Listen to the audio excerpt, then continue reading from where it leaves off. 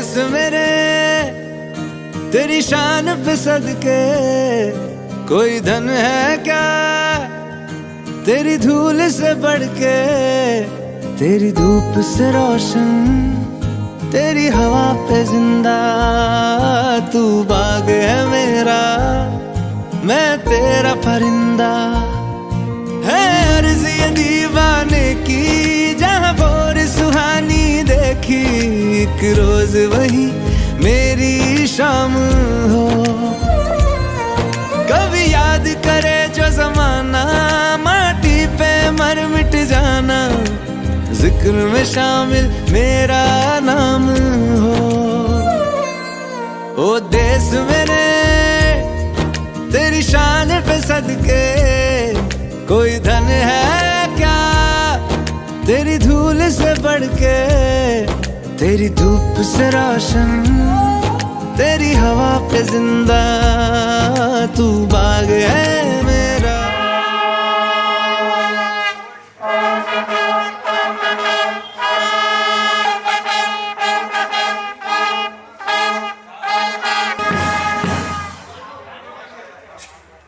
St. Joseph Band, salute!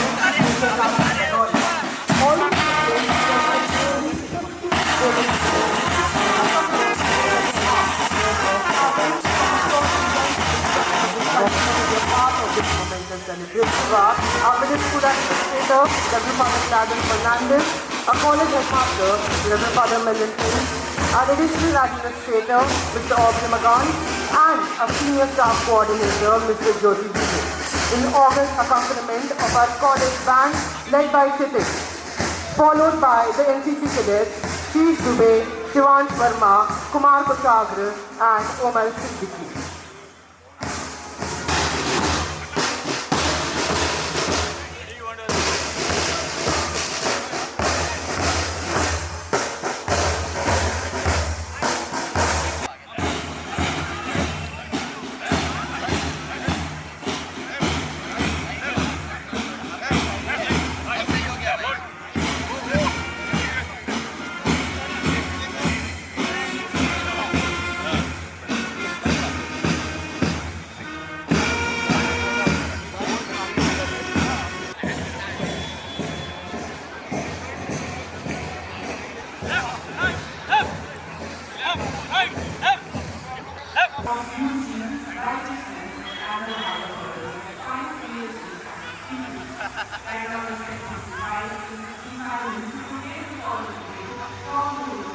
Respected principal, teachers, dear students, and members of the St. Joseph's family, especially our alumni from the class of 1976.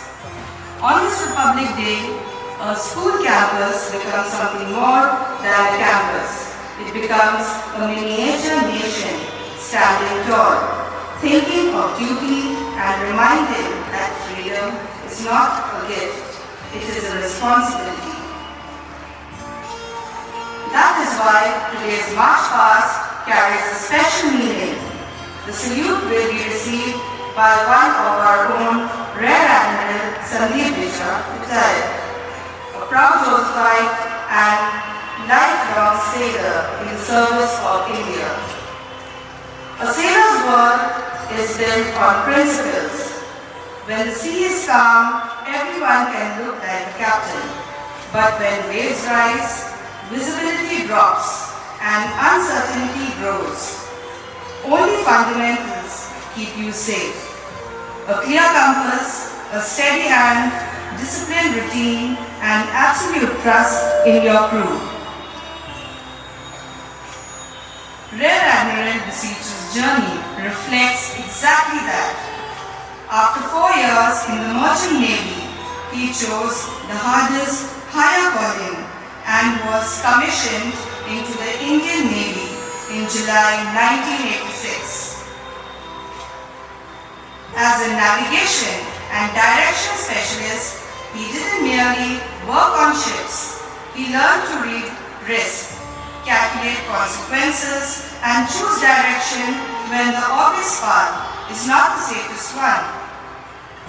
He went on to command 4 sea-ongoing warships and 3 shore establishments, and served in pivotal roles at naval headquarters, including naval assistance to the Vice Chief of Naval Staff and Principal Director, Foreign Cooperation. His record also reminds us that excellence is built, not wished for. He stood first in overall merit at the Principal Welfare Officers course at HMS Dad, UK. Trained at DSSC Wellington and pursued advanced studies in defense and strategic studies. Because in the armed forces, learning is not a hobby, it is survival. As Naval Advisory in London 2012 to 2016, he strengthened maritime cooperation and represented India with quiet firmness. As a flag officer, he helped establish the Gujarat Naval Area Headquarters from scratch in just 4 months, and later as Commandant of the Naval War College, shaped future leaders of the Navy. Rear Admiral Beseech often says, think tanks are fine, but the world needs more do tanks. Students, if you want a life lesson from the sea, take this. Values are compass, discipline is your engine, teamwork is your ship, service is your true north. So cultivate these lifelong competencies, discipline with humility, learning with courage, and leadership through service. Self-esteem always aim high. Growth and enduring remembrance, we now present a sapling, an offering that signifies life, sustainability, and hope for the future. May I respectfully request our principal, Reverend Father Walter De Silva, to present this sapling as a token of our esteem.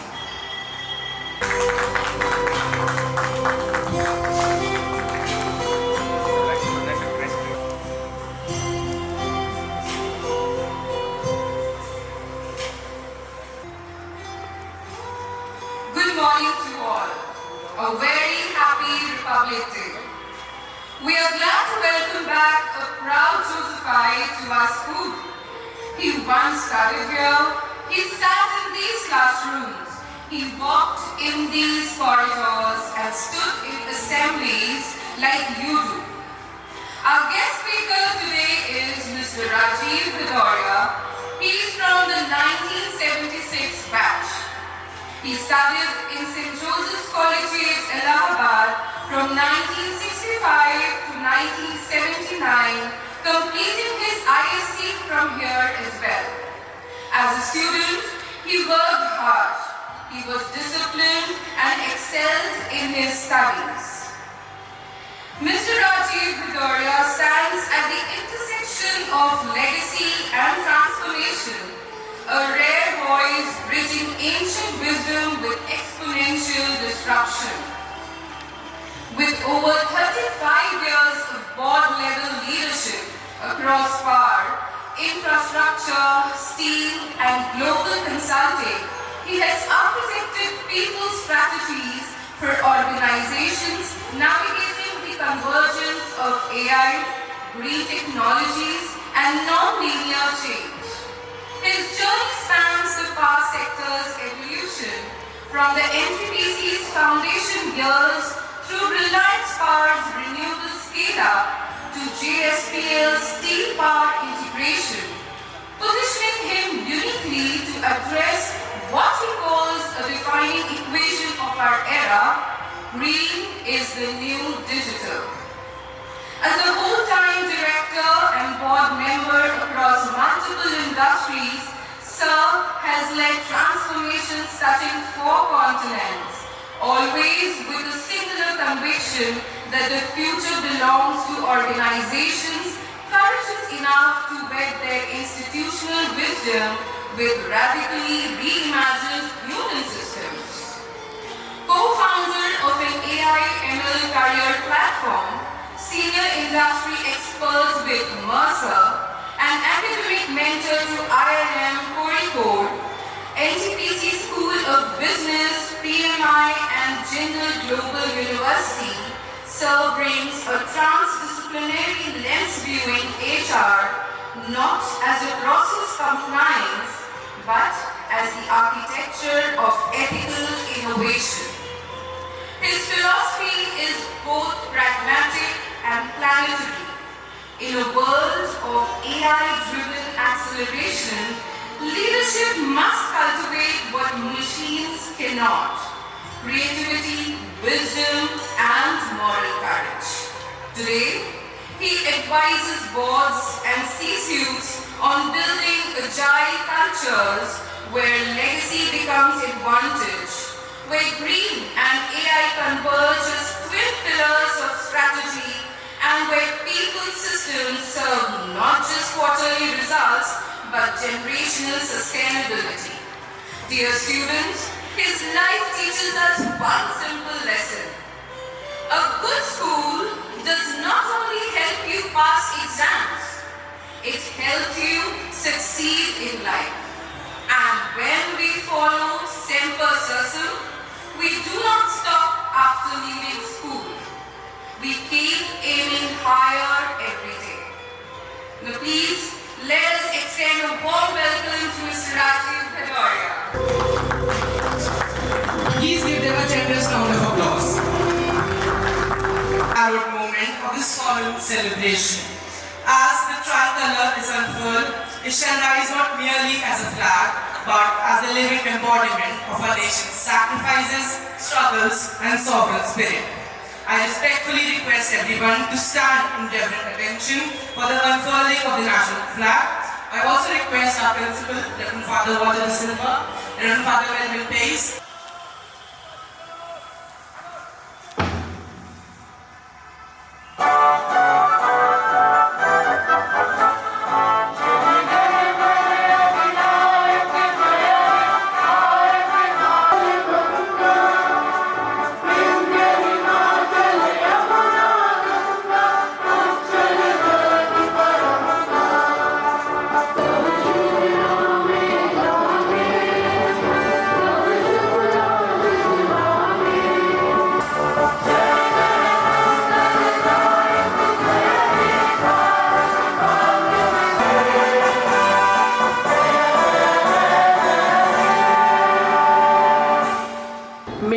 of our national flag remind us of the ideals of justice, liberty, equality, and fraternity enriched in our on this solemn occasion of the Republic Day.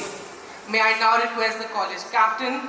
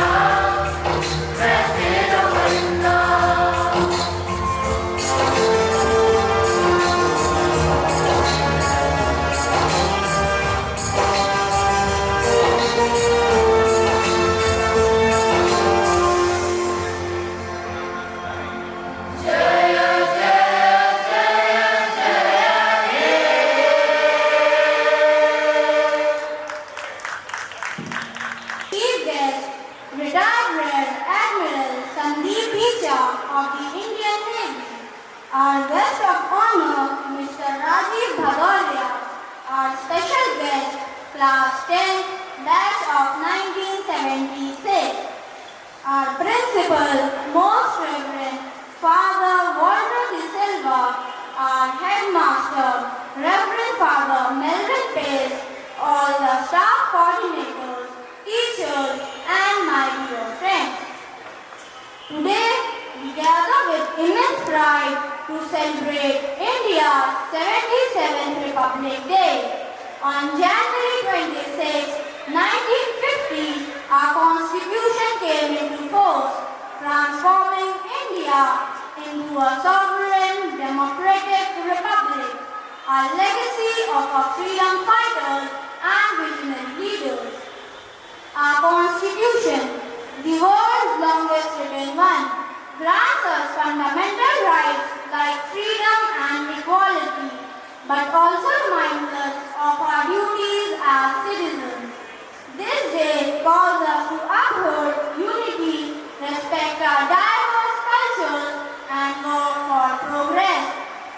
Today, as we reflect on our rights and freedoms, let us also remember our duties as citizens. Our nation's strength lies in our collective commitment to work for progress, social harmony, values of justice, equality, and fraternity enshrined in our Constitution. India has made remarkable strides in various fields, from space technology to education and global diplomacy. Now, it is our responsibility as the youth to carry this legacy forward. Let us pledge to be disciplined, compassionate, and diligent in our pursuit for a better India. Jai Hind, Jai Bharat. Thank you. Youthful fervor, we now witness a delightful presentation by our youngest stars. Their performance stands as a gentle yet powerful reminder that the spirit of the nation lives on in its futures. I now invite the boys of our KG section to grace the stage with their performance.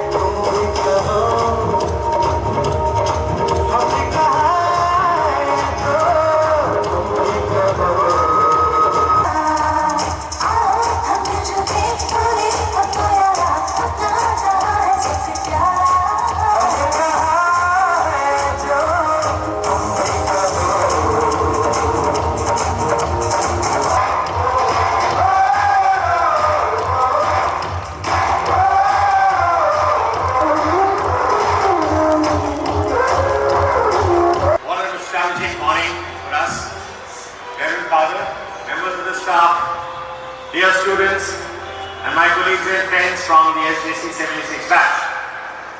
Well, after having seen what I've seen, there is very little that needs to be said to because I am so proud and I am so sure that the demographic dividend that this country is seeking, you are not just the future, children, you are the present who will be carving that future that we want. So, just for the fact that I have to tell you that there are 3 to 4 things that we need to kind of, acknowledge at this moment. First of all, I'm so happy, Father, that I've seen so many continuity of traditions that have actually made us all, in fact, whatever we are. So, the lessons that we have learned, I see that our schooling never ended when we left the school. Whatever we made out of life is something that made us here. We are what we are because of what we were here. Having said that, there are only 3 things that I would like to say, and I will be very brief because I see these youngsters around here as well. So there has to be a least common ground of accepting whatever we need to talk about. First of all, what's important is that this is an age of technology, where there is a lot of non-linear accelerated change taking place. It's a digitally interconnected, hyper-connected world, where we are losing a lot of understanding because of the cacophony around. So attention-starved economy, attention-starved society, and it's becoming an attention-starved generation after generations. It's not the junior generation is attention-starved, we are all. And what happened with social media was the first brush with AI. What happened was that it was designed to bring friends together. It was designed to increase our knowledge base. But what happened was, it led to shortening our attention span. It led to polarization of society. It has led to a lot of outrage being poured in outer space. There is a lot of post-truth world, the fake news that come in, and they are kind of dissipating the society's strength and candor. So first of all, because of that, we need to kind of, gather our courage, conviction, to hold our attention, to have that pause within us, not be taken up by the tumultuous noise that's around. We have to hold that pace of confident candor, courage, and conviction from within. We have to stand alone, but still, we have to keep the society together, not with the cacophony around, but holding our attention, focused attention, to holding it all together, our wisdom. Second thing that I noticed is, there's a lot of intolerance that's coming around in the society. Well, friends in school when we were there, we had a lot of disagreements, but what perhaps we should all agree to never become disagreeable. We have to have what is called acceptance, not mere tolerance of diversity of whatever it is in society. So this is the second thing that we need to kind of, understand, that while we are studying here, study is not just something that makes us literate. This education in the school makes us human. In this technology world, in this world where there is a lot of technological exponential changes taking place, it's difficult to hold on to our attention and wisdom, but that is what will make a difference. We have to retain our humanity.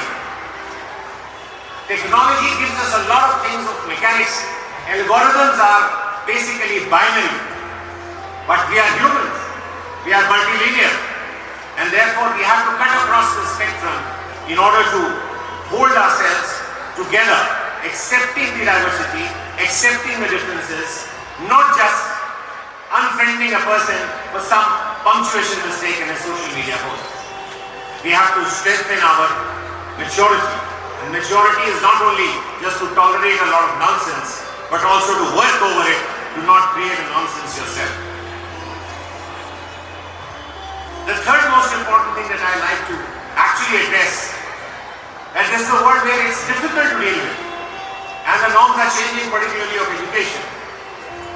Education should not just be something that makes us illiterate, in fact, and ready to provide us some job or some opportunities to work. Well, work itself is changing, because if at all we learn like robots and try to work like robots, we will hardly have a job. So what we need to develop is the right part of our brain: creativity, parallel thinking, getting comfortable with ambiguity, getting comfortable with anxiety, getting comfortable with euphoria and converting this euphoria and anxiety into curiosity. Questioning the answers to which cannot be Googled. Those are the real questions that will matter. This is a world where we are actually starved for what is called the sixth extinction event knocking at our door. And therefore sustainability becomes very, very important. And sustainability has to be understood. Like when you gave the small beautiful sapling and a plant as a gift, it was such a beautitude that could be noticed that you have that concern for environment. In our times, the gifts were very different. Green was far away. In fact, we didn't probably understood. But friends, before I end, I definitely like this opportunity to understand what is this greenhouse gas effect, what is this global warming. Most of us misunderstand it. So let me check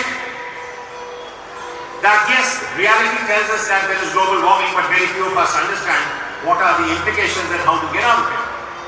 You may say that's very simple. Reduce, reuse and recycle.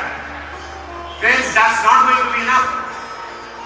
Because even if you have zero carbon emission today, which is not going to happen, still problems would not be sorted out, because the real problem, and not the symptom by the way, the root cause is the greenhouse gas concentration of more than 500 parts per million.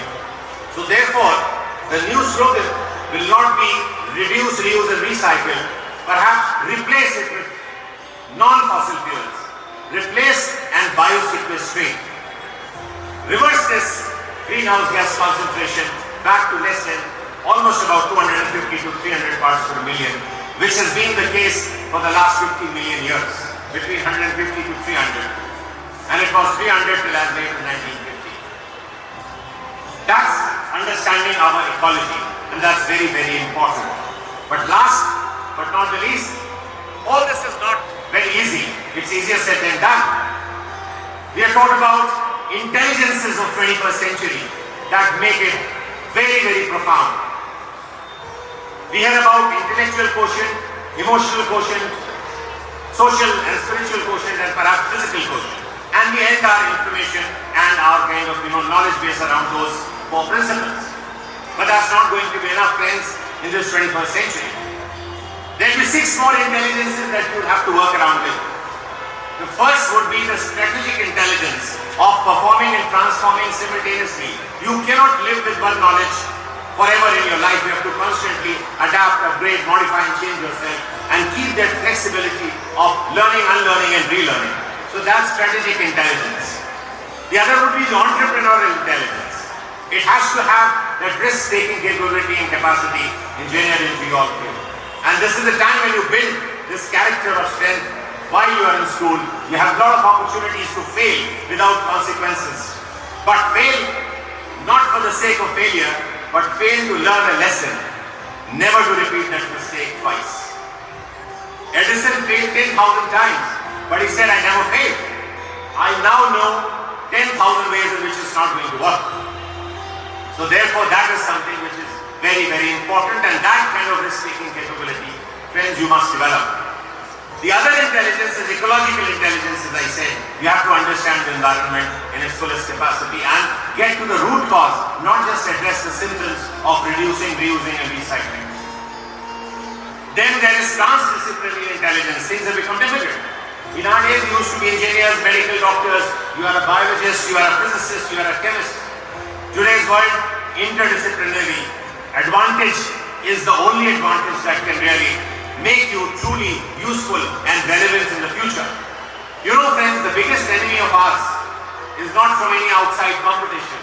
The biggest competitor and the biggest cause of concern for all of us is our irrelevance. We have to stay relevant into the future, and staying relevant means we have to behave like LLMs, these large language models of transdisciplinary intelligence, to appreciate and manage this godlike technology with the love, prudence and wisdom of gods. The other most important intelligence apart from these is, of course, Socratic intelligence. We have to develop the question, the philosopher in ourselves. This is the time when we just can't live with our history, geography, science and all that we do as a part of a curriculum. We have to understand that what is the truth? How do we know it all and what's the point of it all? These are the questions which are no longer relevant only to philosophy, but perhaps to all of us in our life. As I told you, if you have to make yourself relevant in the future and continue to be relevant as humans, you have to do what humans think most. Critical thinking, complex problem solving skills and creativity. That is what we have to build, and that is what will not, in fact, if not just immunize ourselves, it will strengthen ourselves to face the robotic future that we'll face. And above all, friends, before I end, moral and ethical intelligence is something that we need to kind of, cultivate from deep within us. It must come to us as inspiration so that it can stand from without. It doesn't require an external prop. Absolutely, if you know that yes, I'm going to make myself more human, the more human you are, the more useful and the more relevant into the future you'll be. And now just to end, in an interesting way, friends, is told today that the law of the future states that in future, whatever is useless must look ridiculous today. So start discussing more of those ridiculous questions. There are no questions which are ridiculous enough not to be entertained in today's world. You have to actually know that well. Of course, all irrelevant and all ridiculous questions need not necessarily be useful in future. You have to have that discerning capability. So develop that wisdom in you. And of course, with these words, I would definitely say, stay hungry and stay foolish forever in your life. Hungry for knowledge. Hungry for information, knowledge and wisdom. That insight, that foresight, and then the hindsight to be working all along. That is something that you need to be. And of course, stay poor means that I always have yearning to get more of knowledge and wisdom. This is what is going to hold the future for us. And this is exactly what's going to work around for us in the future. So friends, I won't be taking too long.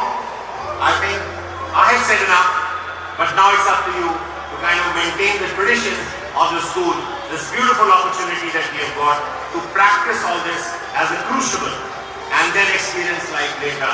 I'm very sure you'll all be very successful and stay relevant into the future. Thank you, and thank you very much. Thank you, sir. I believe sir deserves another generous round of applause for those inspiring words. I now request our principal, Reverend Father Walter De Silva, to present.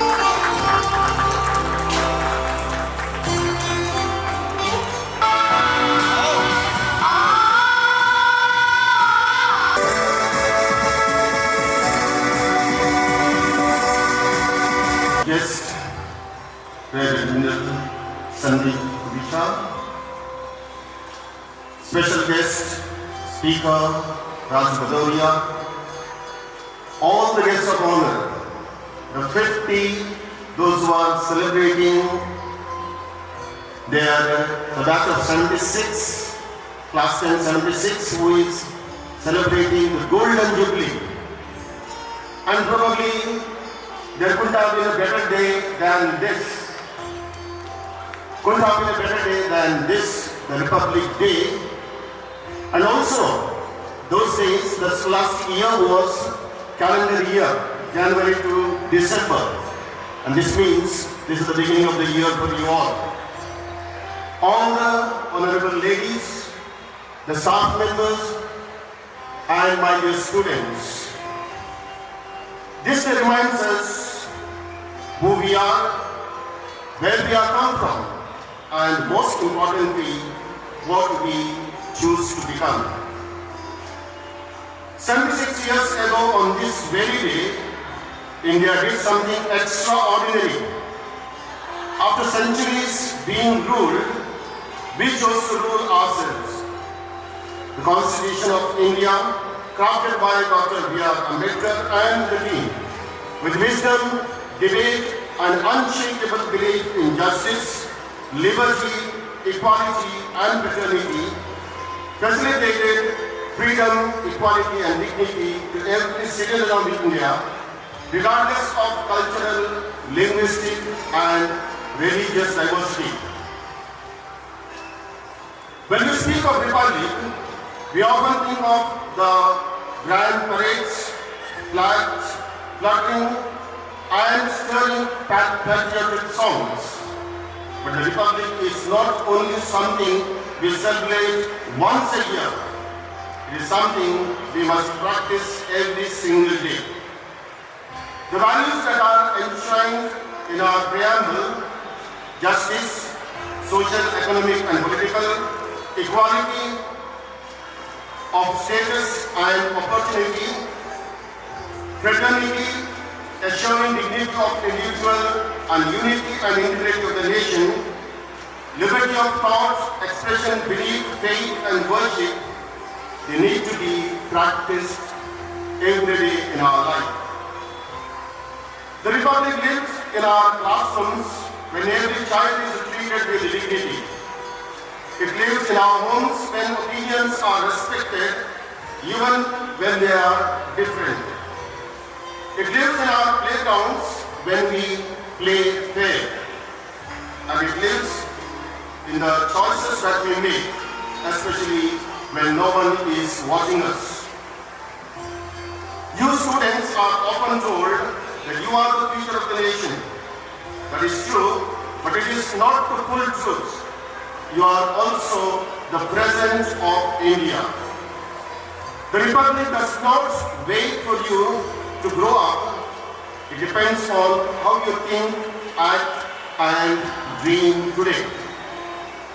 Remember, patriotism is not proven by how loudly we speak, but by how responsibly we act. Our Constitution gives us rights, but it also entrusts us with duties. In a world that constantly asks, what do I get? The Republic asks a deeper question, what can I give? Can I give my best effort? Can I give respect to people who are different from us? True love for the nation begins with responsibility towards our studies, safeguarding our environment, our society, and our conscience. Your students live in an age of incredible opportunities, but also greater responsibility. You have access to knowledge at your fingertips, but wisdom still requires effort. You can connect with the world instantly, but true understanding requires patience.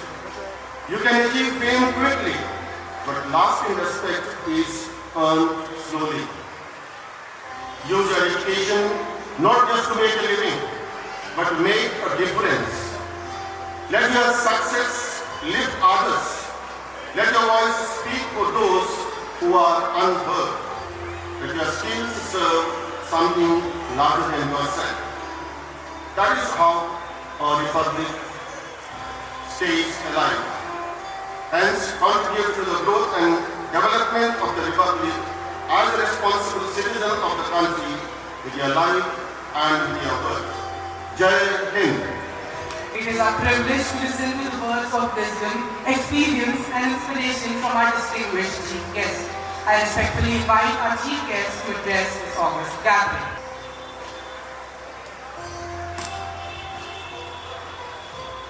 A very good morning to everybody. Wish you all a very happy 77th Republic Day. Principal Father De Silva, the headmaster, the faculty, the staff, the batch of 76 with their spouses, dear students, ladies and gentlemen, it is indeed an honor and privilege to be here as the chief guest and back to the school. After all, it's only been 50 years since I was away. I still remember my dad, who was an army officer. We were posted in COD Choki. We used to come in the army truck, and I was coming by this entrance, which I couldn't recollect. But we used to be just across the gate over there, get dropped there and walk down. And many a time when it would be raining, we would be hoping that maybe today will be a holiday in the school. Because the school used to be flooded over here. But was it a great experience in our school. In fact, as a matter of coincidence, when I opened my father's trunk, and what did I find?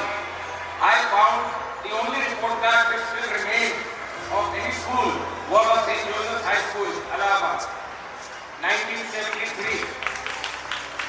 But I don't think I can risk opening it because I would not like to show my marks, but I would like to read the remarks which were there in my report card of 73 of 17.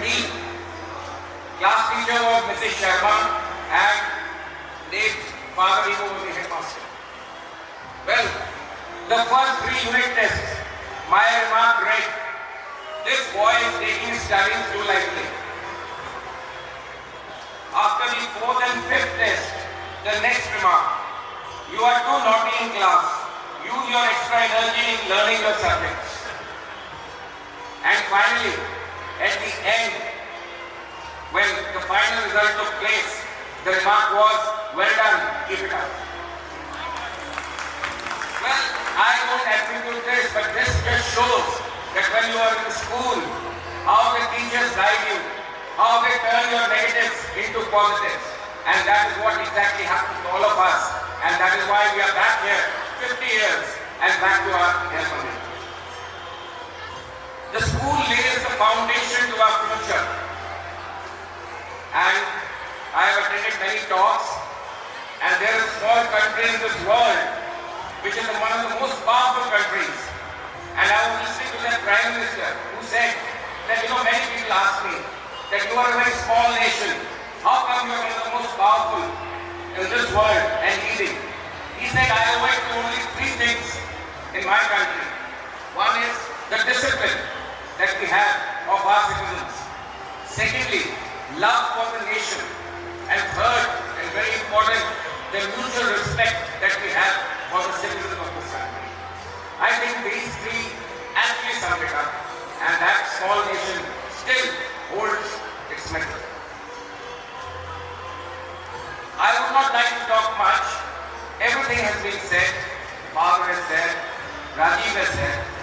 I would just like to say the guide, the philosophy of life, what we have to do lies in the emblem in our badge of St. Joseph's. If you look at it carefully, it shows you the sea, the depth of the knowledge, the lighthouse to guide you, the star to make you shine on top all of the rest, and the lit lamp with its oil, which shows the hard work and perseverance of the teachers who work day and night to make you reach where you are.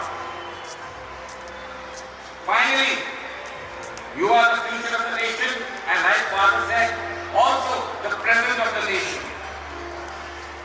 And students, especially for you, out of experience, take it as 50 years of experience from this school. There are no better people to guide you to the future and make your present better than your teachers and your parents. They are your best friend. They will take you across this journey and make a man out of you. So have full trust in them, respect them, listen to them. They are your guide, friends and philosophers. Finally, I would like to end. My wife is also here with me. We are very happy here to be back at St. Joseph's and go through the memories of our lifetime.